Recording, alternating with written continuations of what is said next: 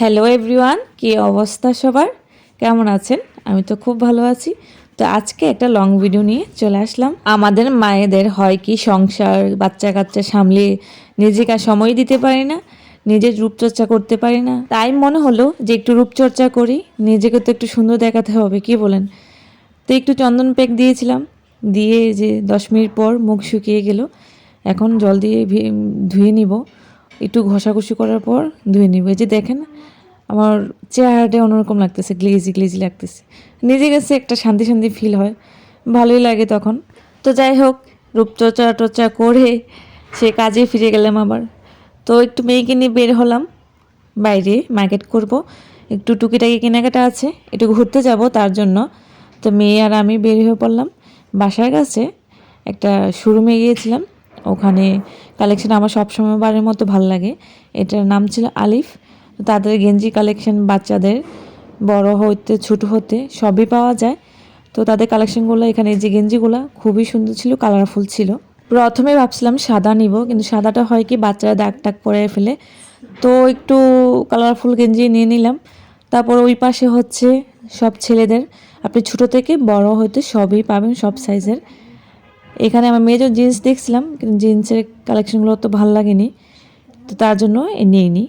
এটা খুব সুন্দর ছিল, ভাল লাগছিল, কিন্তু এটা কেমন জানি বুসকা বুসকা উঠে যাচ্ছিলো, তার জন্য আর নিয়ে নিই।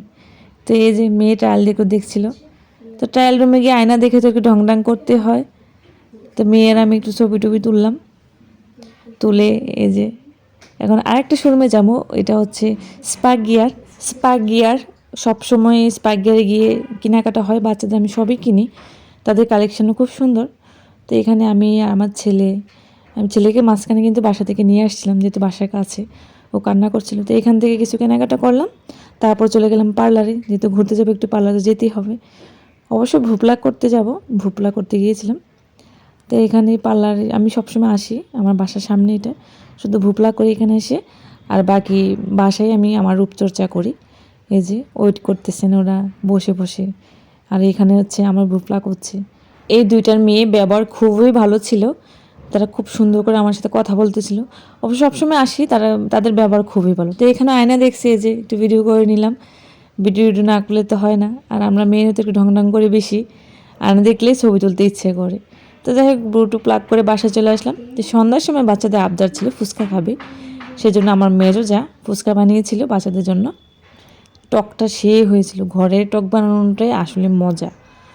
এই যে একটু পাতলা পাতলা করে ইন্ডিয়া স্টাইলের টকটা খুবই মজা হয়েছিল। এই যে আলু ভর্তা নিলাম, তার সাথে একটু টক।